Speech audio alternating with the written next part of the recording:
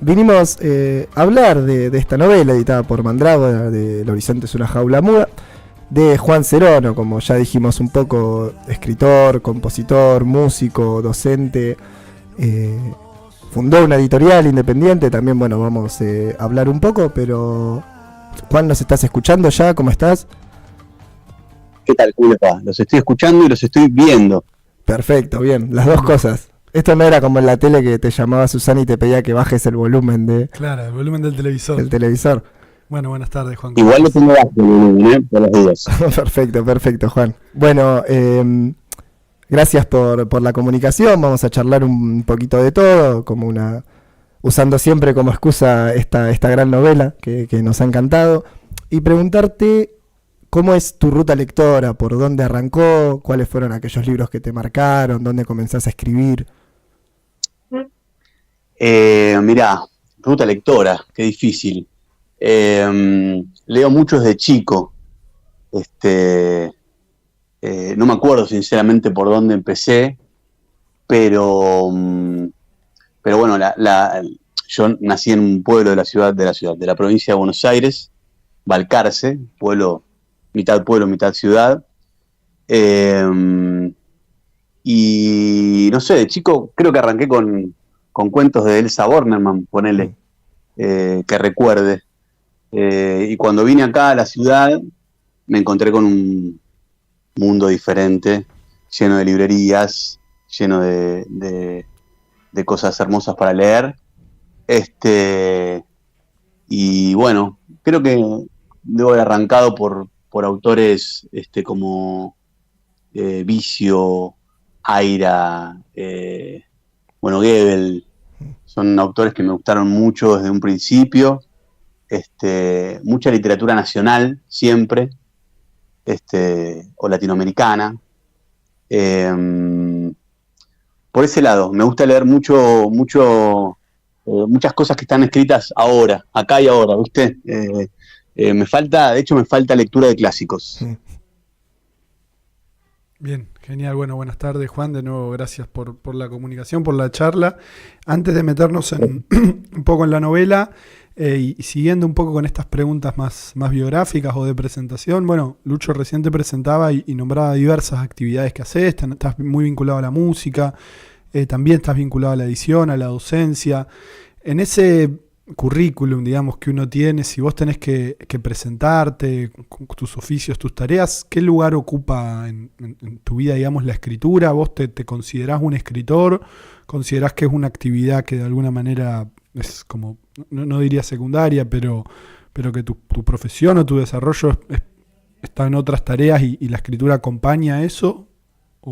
Y también cómo te iniciaste un poco en la escritura. Se habla mucho acá en tu presentación de que has participado en muchos talleres. Bueno, Daniel Goebel lo nombrabas como un autor que te interesa. Entiendo que estuviste también en talleres de él. Bueno, ¿cómo fuiste un poco sumándote en esos lugares? Mirá, sí, yo creo que actualmente la escritura ocupa un lugar preponderante en mi vida. Yo vengo del palo de la música, soy músico desde pequeño. Y vine acá a Buenos Aires a estudiar música y a hacer música. Siempre escribí, bueno, en principio escribí los textos de mis canciones, de mis músicas, pero después ahondé un poquito y escribí siempre, aunque nunca me lo tomé realmente en serio hasta más o menos el año 2018. Ahí me lo quise tomar en serio y me puse a estudiar, básicamente. Empecé a estudiar justamente con Daniel Goebel, que era un autor que, como les dije, me gusta mucho, me gustaba mucho en ese momento también. Y empecé a estudiar con él y a la par empecé, con él tomaba clases particulares porque no coincidíamos con los horarios de los talleres que él daba. Y a la par empecé a hacer un taller con Leila Zuccari, un taller de relato autobiográfico, que en principio estaba planteado por 4 meses y después terminó durando 4 años y medio. Nada, pues con Ley nos hicimos amigos, también me hice amigo de mucha de la gente que que pasó por el taller, se armó un lindo grupo, y yo creo que ahí empezó un poquito la cuestión. De la mano de Goebel y de Leila escribí mi primera novela, y bueno, nada, ese fue el comienzo, digamos. Pero sí, yo creo que actualmente la escritura es lo más importante en este momento, no, más que la música. Aunque laburo con la música, doy clases en la universidad en una licenciatura en música, y sigo haciendo música, por supuesto, pero es la escritura mi horizonte más cercano. ¿Cómo se complementa esto, ¿no? Lo musical, la parte musical y la parte escritora, digamos? En esta novela, En el horizonte es una jaula muda, hay muchísima música ya desde el lado de la poesía, del ritmo, o explícita en la narración. ¿Cómo conviven en vos esos dos mundos? Bueno, exacto, esa es una búsqueda, digamos. En todos los textos que escribo siempre hay algo que tiene que ver con la música, digo, como decís vos bien, desde lo sonoro en la escritura, desde lo rítmico en la escritura, y desde la info que está en la narrativa, o en este caso en la novela, digo, como en los personajes, en los nombres de los personajes, en todo lo que puedo, básicamente porque la música está en mi vida desde pequeñito, desde chiquito, y bueno, y mi vida está en los textos, así que se complementan de esa manera.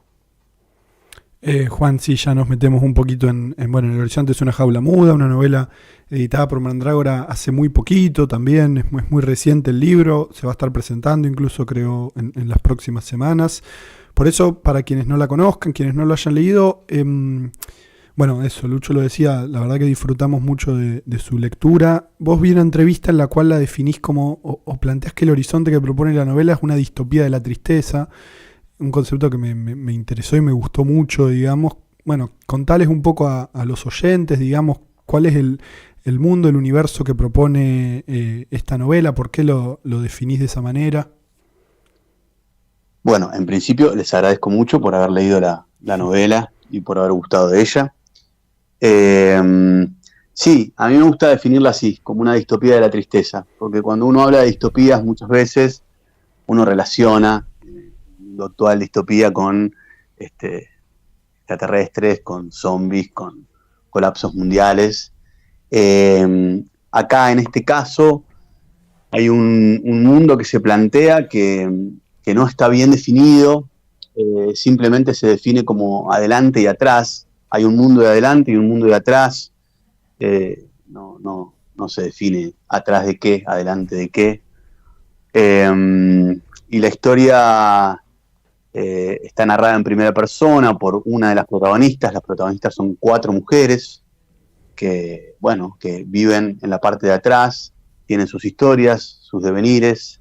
Es una novela así donde la poesía y la música también, ¿sí?, tienen un papel fundamental, un papel importantísimo, desde el texto y desde también, no sé, los nombres de los personajes, las cosas que van pasando. Por ejemplo, la música está sonando todo el tiempo en ese mundo planteado. Y es una distopía de la tristeza porque las 4 mujeres que están ahí tienen historias fuertes que las llevaron ahí o que las hacen estar ahí. Creo que hay como una nota de color melancólica durante toda la novela. Y bueno, hubo alguien que la leyó, una periodista que hizo una nota para otro medio, que destacó también que tiene como un carácter esperanzador en algún sentido, así que, bueno, lo rescato. Sí, a mí me parece súper interesante también en esto de, vos lo mencionaste, el atrás y adelante, no se sabe bien atrás de qué o delante de qué, pero se construyen un poco entre ellos mediante el relato, digamos, uno no puede existir sin el otro. Y cada uno, en este caso atrás, que es el que está más narrado, digamos, en donde viven nuestros protagonistas, no responde una lógica. Si vos planteaste las distopías, digamos, no se explica bien la lógica del funcionamiento, se explica lo que pasa, no sabes muy bien por qué las cosas son así, y mismo la lógica de las personas, de las protagonistas, se escapa un poco a nuestra lógica, casi como un juego teatral. Me parece súper interesante eso para entender un poco de lo que va la novela, de esta nostalgia, que vos en ningún momento decís, bueno, che, están haciendo esto porque sí, tipo, simplemente actúan a veces y en algún punto hay un granito de rebeldía que ocurre, que quiebra un poco la novela, y esto de lo musical, que hay una banda que toca todo el tiempo las canciones de Schubert, las 24 horas, y lo que noté ahí, ellas cuentan mediante lo que el gobierno les dice, porque ellas no entienden el idioma, y en un momento, en el quiebre de la novela, alguien menciona una canción de Schubert, pero no menciona que el gobierno le dijo, sino que cuenta simplemente lo que es en esta cuestión de como la rebeldía, de apropiarse un poco de lo que está pasando, ya no verlo desde afuera. Sí, de hecho, bueno, la música también actúa como línea temporal, ¿viste? O sea, de hecho, la música suena en el horizonte todo el tiempo. Primero hay una orquesta tocando Schubert, después la línea temporal avanza y la orquesta, o aparece otra orquesta tocando, porque lo primero no es una orquesta, lo primero es un dúo tocando Schubert, después una orquesta tocando Berio, que es otro compositor más moderno, y después termina siendo una sola persona la que hace canciones en el idioma que ellas hablan, ¿no? De hecho, el idioma también se va acercando. Schubert está cantado en un idioma que ellos no entienden, o ellas no entienden. Después viene Berio, cantado en un idioma que tampoco entienden, pero que les es más familiar, hasta que las canciones que aparecen son en el idioma que ellas sí entienden. Pero bueno, ese devenir temporal me parece que estructura la novela, y sí, esa rebeldía que, bueno, pasa que no quiero spoilear tampoco, ¿no? Esa rebeldía aparece en distintos momentos, pero bueno, sí, los personajes tienen como esa cuestión por ahí teatral, lo que vos definís como teatral, y esas actuaciones que a veces funcionan como juegos, y a veces a veces son medio como tremendas, ¿no? No sé, Julián López en la contratapa habla de un mundo triste y maravilloso, ¿no? A la vez. Me parece que va por ese lado, o la búsqueda de la construcción fue por ese lado. Sí, totalmente, ¿no? Y aparte pensaba un poco también que al pensar la música también siempre hay que pensar el silencio, digamos, ¿no? Como algo fundamental en la música. No me quiero meter en un terreno que no manejo, pero también ocupa un lugar importante, incluso en la trama, digamos, el objetivo de la música es que no haya silencio, digamos, ¿no? Y pienso también en ese cierre que tiene la novela, digamos, la edición, donde se recupera un poco el proceso de edición justamente, y aparece John Cage y 4 minutos 33 segundos, ¿no? Y esa idea de la música como silencio, y eso me lleva un poco a la poesía, que también toma el silencio como un elemento importante. La poesía es fundamental en el libro. Recupero solo un momento que me gustó mucho, digamos, ¿no? Donde los personajes tienen que juntar unas notitas donde anotan sus desgracias, digamos, y con eso, de alguna manera, el consuelo está en que todo eso será parte de una gran poesía, digamos, e intentarán consolarse un poco de eso. Bueno, la pregunta va por ese lado, por tu relación con la poesía. Imagino que sos un lector, aparece Juanela, aparecen distintos poetas en el libro, pero también preguntarte si escribís poesía, si te has metido a trabajar la escritura por ahí. Mira, bueno, en principio, sí, aparece John Cage en ese colofón que escribí también en el final de la novela. Bueno, yo como músico, como compositor, soy fan de John Cage. quien hizo esta obra, 4:33 segundos, que lo que hace históricamente, para decirlo rápido, es resignificar el valor del silencio en la música.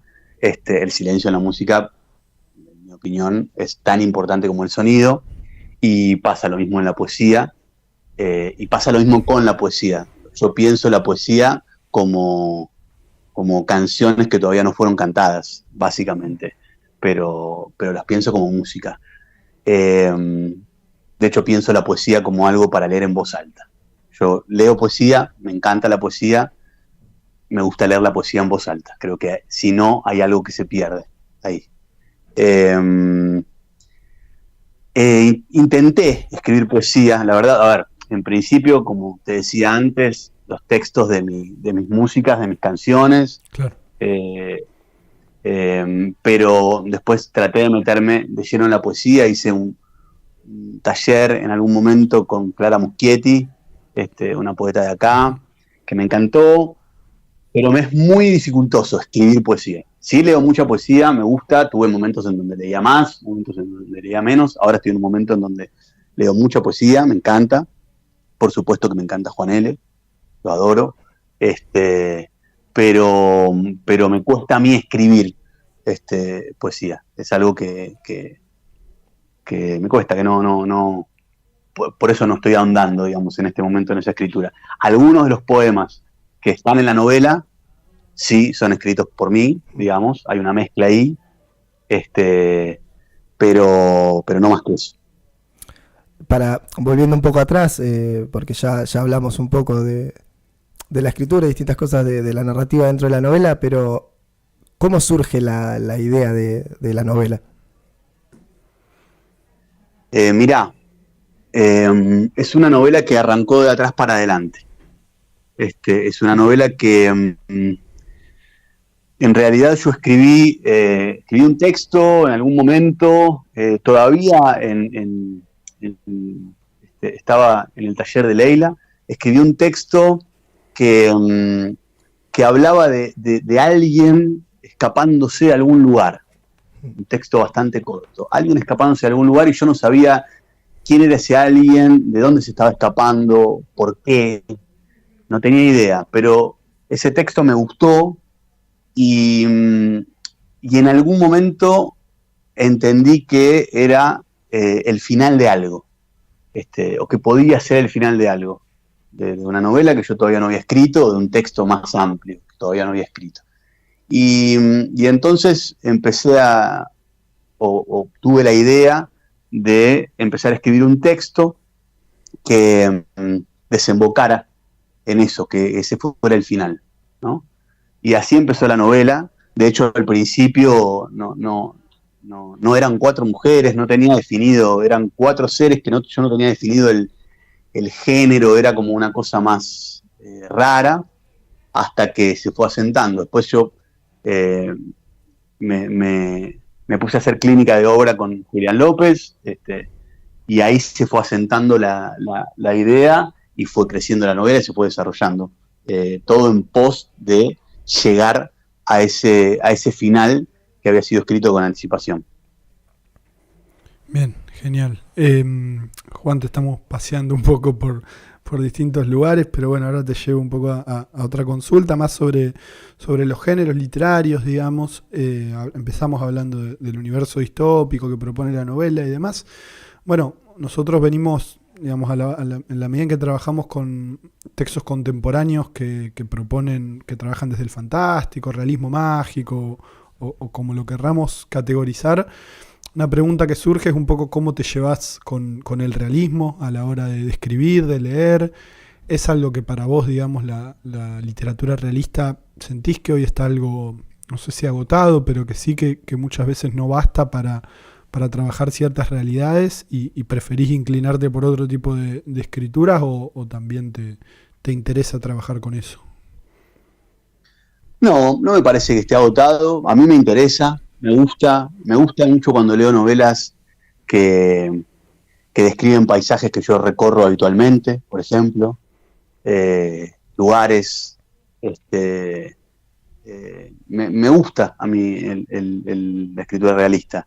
Me parece que que no se trata del género en sí, sino de la forma, como con todo. Entonces, nada, hay escritores, escritoras que escriben con tinte realista y que lo hacen de mil maravillas y logran cosas hermosas.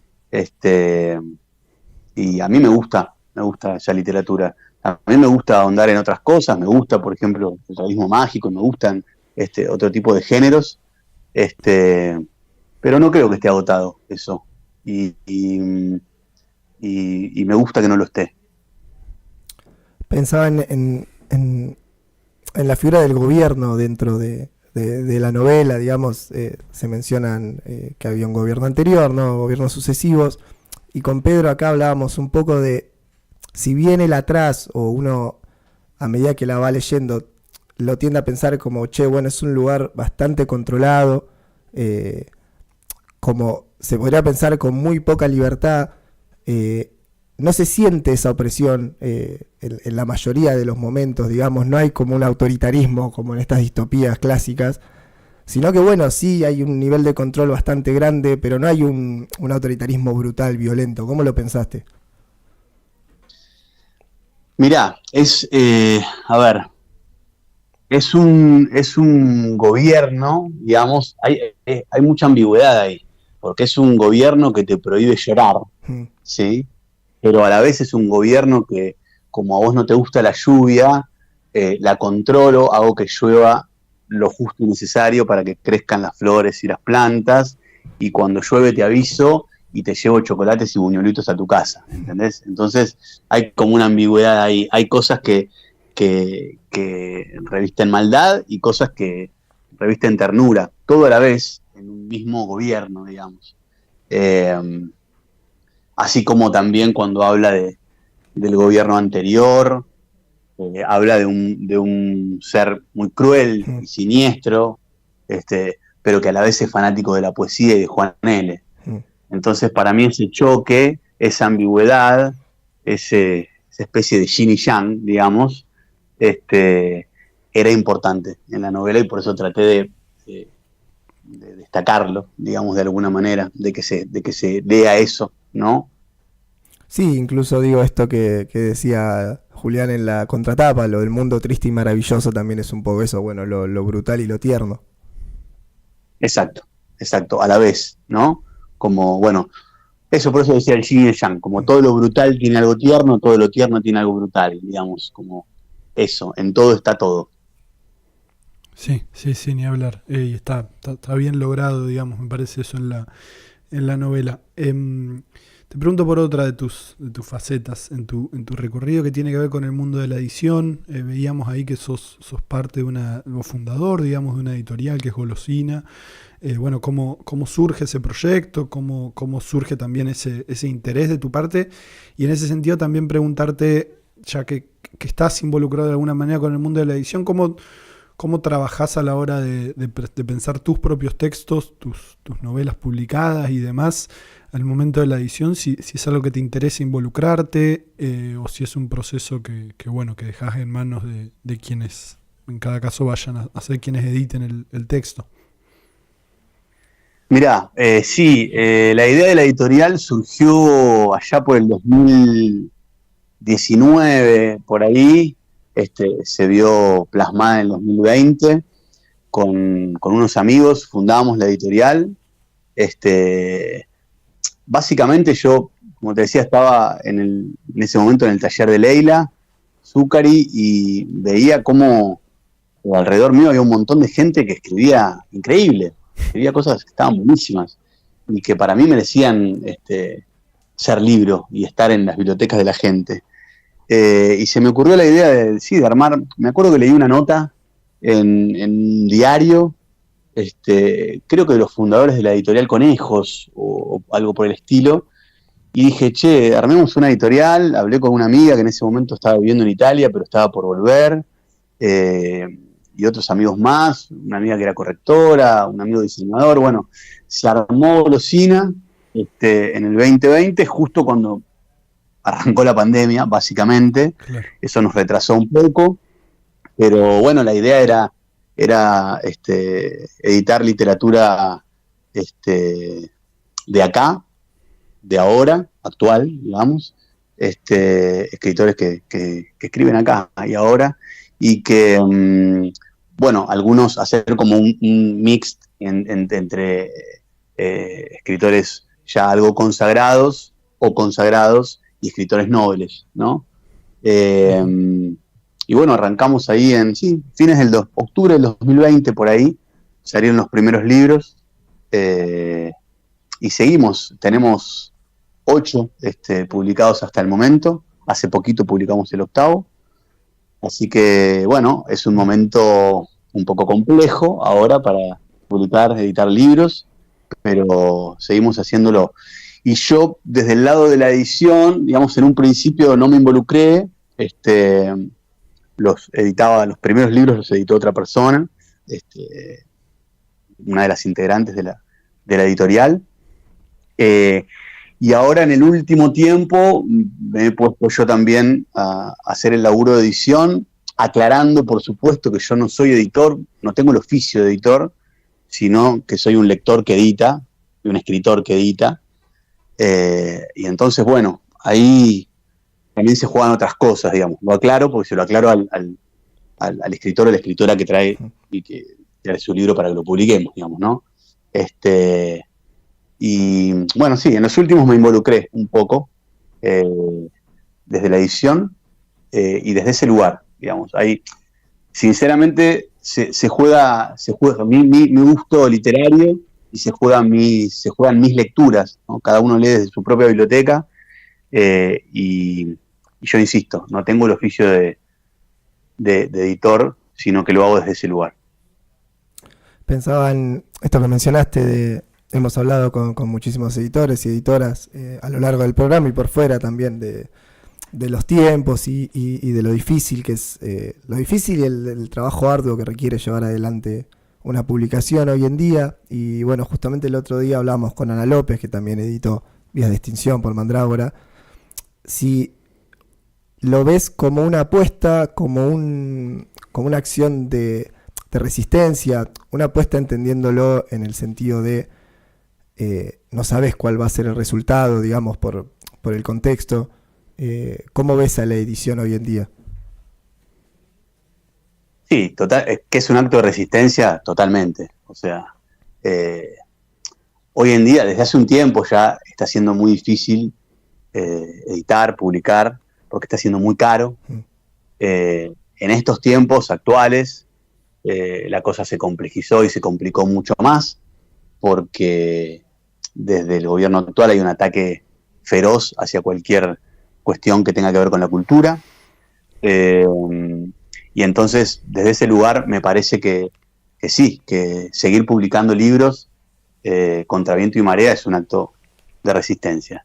Y después, bueno, me habías preguntado otra cosa. No, eso, ¿cómo lo veías? Porque en realidad en la apuesta, digamos, no como algo frío, sino como, bueno, la incertidumbre completa. Digo, a un libro siempre le puede ir mal, una edición siempre puede salir mal, pero el trabajo que requiere, como venís diciendo estos últimos tiempos y más agudizado hoy, siempre es un acto de resistencia, pero hoy es eso, digo, también si lo pensabas como una apuesta, digamos, a futuro. Sí, a ver, es una apuesta en el sentido de que encima nosotros editamos muchos escritores y escritoras nobles, ¿no? Que vos no sabés qué va a pasar con ese libro. Somos una editorial pequeña, artesanal, incipiente.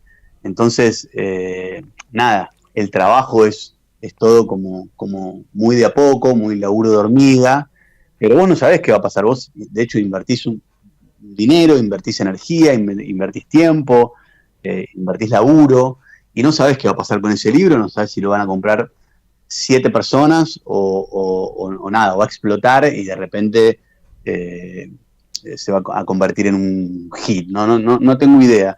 La verdad es que sí es una apuesta en ese sentido, pero sobre todo eso, lo que te digo, o sea, editar gente de Nobel, porque por ejemplo, no sé, nosotros tenemos, entre los libros editados, tenemos 2 de Leila Zuccari, ¿no? Y Leila ya tiene un nombre y un recorrido, entonces editar un libro de ella a mí me hace pensar que, bueno, voy a tener como otra reverberancia, ¿no? Con el texto y otro alcance.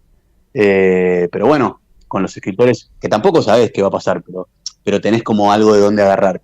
Con los escritores o escritoras nobles eso no sucede, pero bueno, a mí me encanta apostar y no lo hacemos, de hecho no ganamos dinero con la editorial, más bien perdemos, pero es algo que nos encanta hacer y que nos parece que merece la pena.